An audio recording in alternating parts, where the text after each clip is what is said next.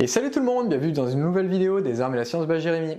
L'idée de cette vidéo, c'est de vous expliquer et de vous montrer quelle est l'évolution de mes achats, de mes pratiques et surtout ma dernière acquisition qui est aujourd'hui cette Victrix Venus T qui est derrière moi. L'idée, ça va être de vous expliquer pourquoi j'ai fait cette acquisition, quelle a été ma réflexion derrière tout ça, qu'est-ce que je vais en faire et puis qu'est-ce que ça va signifier en termes de contenu dans l'avenir de la chaîne. Pour faire très simple, on va revenir à peu près 6 mois en arrière, parce que ça fait un peu plus de 6 mois que j'ai cette carabine. Il y a 6 mois en arrière, Léa, ma compagne, tire de plus en plus avec ma 6.5-47, la Savage. À un tel point où ça en devient chiant de faire les réglages, déréglages de l'appui-joue, de machin et tout. Bref, on passe plus de temps à régler la carabine qu'à vraiment tirer. Donc je dis stop, on arrête là. La Savage est maintenant ta carabine. Et moi, il faut que je me retrouve une nouvelle. Donc déjà, j'ai plus de carabine 6.5-47 pour tirer régulièrement le week-end. Pourquoi j'aime bien le 6.5-47? C'est un calibre économique. J'en suis à mon 4e canon en 6.5-47, deuxième carabine, là c'est la 3e en 6.5-47. Bref, je suis vraiment un adorateur de ce calibre. Et aussi pour des raisons de mutualisation des composants, j'ai déjà une 6.5-47, j'ai pas envie d'acheter un 6.5 Creedmoor ou un 308 ou que sais-je, et de racheter des jeux d'outils, racheter des étuis, racheter des machins. Non, voilà, j'ai déjà un 6.5-47, je suis déjà équipé, je reprends un deuxième pour moi et puis voilà, ça marche comme ça. Donc, il me faut un 6.5-47. J'ai déjà une carabine, j'ai déjà des carabines plutôt typées très gros calibre, hein. J'ai un 300 WSR, un 338, un 408, bref j'ai pas besoin de gros calibre, il me faut un petit calibre 6.5-47. Je veux une carabine plutôt sportive puisque les carabines tactiques c'est pas trop mon truc. J'en ai déjà une, j'ai la 338 l'appui à Magnum qui est derrière, qui est plutôt tactique, elle fait presque peur hein, tellement elle est agressive cette carabine. Et c'est pas mon truc, voilà, j'en ai une, c'est assez. Moi je suis un tireur sportif, je veux des armes de sport, donc je veux une carabine de sport qui a un look sportif tout simplement. Je veux une carabine plutôt compacte, parce qu'il faut avouer que toutes les carabines que j'ai, c'est minimum des canons de 28 pouces, ça nécessite une certaine logistique en termes de déplacement, etc. Bref, c'est pas hyper sympa de déplacer ces grandes cannes à pêche à chaque fois, et donc je voulais quelque chose de plus compact, puisque là on est sur une carabine qui va faire majoritairement du stand de tir à 100 mètres, pour se décompresser le week-end après la semaine de boulot, et de temps en temps un petit peu de TLD conventionnel, et potentiellement un petit peu de PRS. Voilà, c'était un petit peu l'idée de ce truc, de faire une carabine un petit peu hybride. Je ne voulais pas attendre des mois et des mois pour acheter une carabine, je voulais une carabine assez rapidement, et forcément ça exclut le custom, parce que le custom, il faut réussir à trouver le bon boîtier, le bon canon, le bon châssis, le bon machin, passer au banc d'épreuve, ça prend des mois et des mois et des mois, c'est hyper long, et franchement j'avais pas envie d'attendre autant de temps, donc je voulais plutôt partir sur une arme de série. Sauf que des armes de série en 6.5-47 avec les critères que je viens de donner, il n'y a pas grand chose. Hein. Franchement, vous pouvez chercher, j'ai pas trouvé grand chose. J'ai déjà 4 Victrix, j'ai eu 4 Victrix, j'en ai plus que 3 aujourd'hui, et j'ai plutôt un bon ressentiment sur la qualité de finition de ces carabines. J'ai eu quelques déboires dans le passé avec des extracteurs qui ont été réglés, mais globalement c'est des carabines qui m'ont plutôt donné satisfaction, et donc je me suis dit bon voilà, on va continuer dans la série des Victrix et on va racheter une Victrix supplémentaire. Maintenant, pourquoi cette Victrix là en particulier et pas une autre? Déjà en 6.5-47 qui n'ont pas un look military, déjà ça enlève un sacré paquet de choix, ça va enlever toute leur gamme military et il ne reste plus que la gamme sportive. Je voulais une carabine plutôt compacte, canon de 24 pouces, déjà ça enlève aussi une partie du reste de leur gamme, parce que généralement ils ont des 26 pouces sur le 6.5-47. Je voulais un look plutôt sportif, là avec le orange et le châssis comme ça, franchement, je crois que je suis plutôt dans le vrai. Dernier élément, en fait il restait plus que les carabines Victrix, Venus, et là j'avais 3 choix devant moi, la X, la T ou la V. Alors comment ça marche les X, T et V chez Victrix? Pour faire simple, Victrix a 3 niveaux de gamme. La X, c'est vraiment l'entrée de gamme de chez Victrix. La T, c'est le milieu de gamme. Et la V, c'est le top de gamme. Pour résumer, pour la X, vous avez un boîtier qui est assez simpliste, un peu trop à mon goût. Des tentes qui sont réglables, mais sur des plages assez limitées. Et on a des châssis qui ne sont pas très travaillés. Voilà, je caricature un peu, mais c'est ça.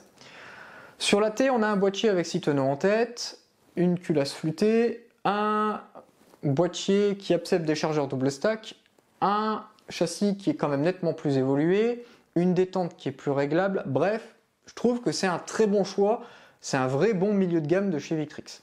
En plus de ça, ce T, je le connais bien puisque c'est le modèle de ma Scorpio en 338 qui est là-bas derrière. En fait, c'est le même boîtier, simplement en plus court sur la 6547.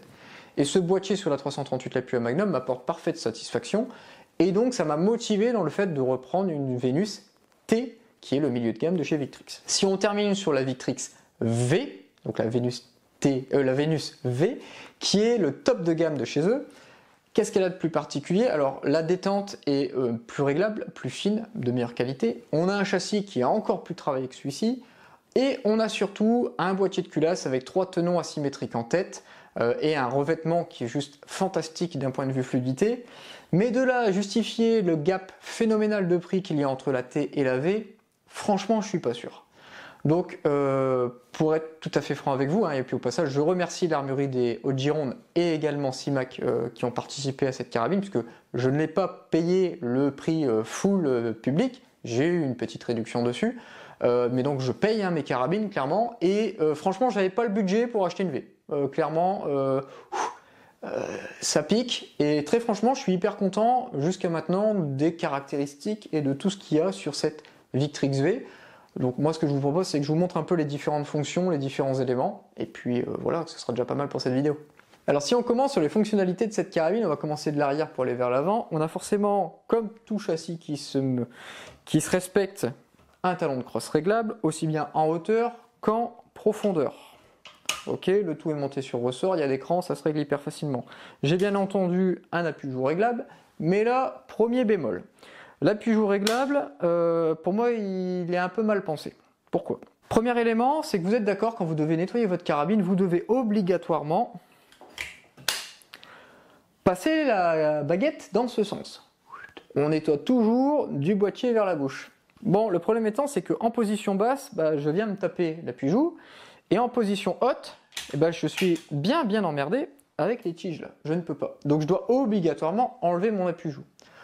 Jusque-là, rien de trop problématique. Le seul truc, c'est qu'il y a une petite vis BTR qui est là et qui bloque et qui empêche de venir enlever cet appui-joue. Ça veut dire qu'on doit sortir une clé BTR pour dévisser la vis pour pouvoir enlever l'appui-joue. Franchement, à cette gamme de prix, ça fait chier d'avoir une BTR là, alors qu'une petite molette avec un tout petit peu de molletage aurait permis de faire un dévissage à la main, parce qu'on n'a pas besoin de serrer ça à 10 Nm, c'est vraiment, ça vient se poser sur le métal en face. Voilà, je trouve ça un peu cheap, c'est dommage.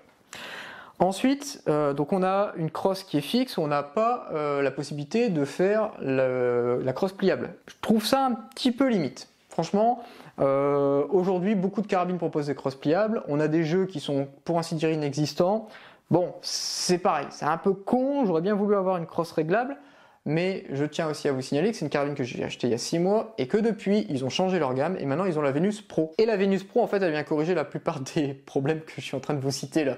Donc ça me fait un petit peu chier d'un point de vue timing d'avoir acheté cette carabine il y a 6 mois.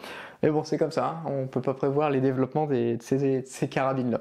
Parce que eux, dans la Venus Pro, maintenant le nouveau modèle, il y a la crosse pliable, il y a la petite molette, ils ont un canon qui est plus gros, un bull barrel, enfin voilà, ils ont corrigé pour ainsi dire tous les problèmes, et puis un barricade stop qui me pensait là. Bon bref, ils ont résolu tous les problèmes que je trouvais à cette Vénus, donc je trouve ça vraiment pas mal de leur part. Le boîtier, je l'ai déjà dit, donc boîtier de la T, donc avec 6 tenons en tête. Ces 6 tenons en tête, en fait ça permet d'avoir une super fluidité. On a une culasse qui est un régal à faire fonctionner. On a des chargeurs double stack et je tiens à signaler que ces chargeurs sont relativement accessibles en termes de prix. Et quand on compare ça à des chargeurs Accuracy International, AI, franchement, c'est nettement plus abordable que les chargeurs AI. Ensuite, on a un rail Picatinny qui est planté à 20 MOA, qui est ajouré, ça donne un petit look sympa. On a sur tout le fût à l'avant des encoches M-Lock, compatibles M-Lock qu'on peut utiliser pour y venir y greffer du poids ou des accessoires. On a un rail Arca sur toute la longueur qui permet de venir glisser une platine Arca pour par exemple venir glisser un sac de PRS ou même un bipied ou que sais-je. Le canon est bien entendu un canon Lothar Walther, 24 pouces, au pas de 1 pour 8,5 et on a un filetage M18 au bout. Voilà à peu près ce qu'il y a à savoir sur cette carabine.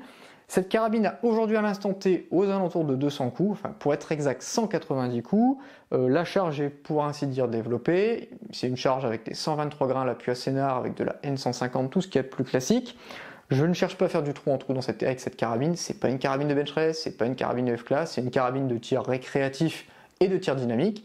Et dans ces conditions-là, le bonhomme ne fera jamais moins de demi-MOA sur une barricade, donc à quoi bon développer une charge qui fait moins d'un demi-MOA? Autant se faire plaisir, et puis pratiquer un peu plus et passer un peu moins de temps sur le banc de rechargement à se faire chier à développer une charge. Voilà ce qu'il y a à savoir sur cette carabine. Alors je vais y monter un certain nombre d'accessoires, donc j'ai réutilisé le bon vieux Jet Z, le réducteur de son que j'ai depuis maintenant des années, qui a des milliers de coups au compteur, qui n'a jamais bougé. C'est toujours un BP Atlas, qui va se voir doté d'une interface Arca la semaine prochaine, parce que j'ai pas encore la paye aujourd'hui, elle tombe dans quelques jours, elle va me permettre de l'acheter. J'ai également, et ça je tiens à remercier Coltac, parce que là ils ont été super sur ce coup-là, j'ai le système de chez Coltac qui permet d'accepter, hop, vous voyez, je vous montre.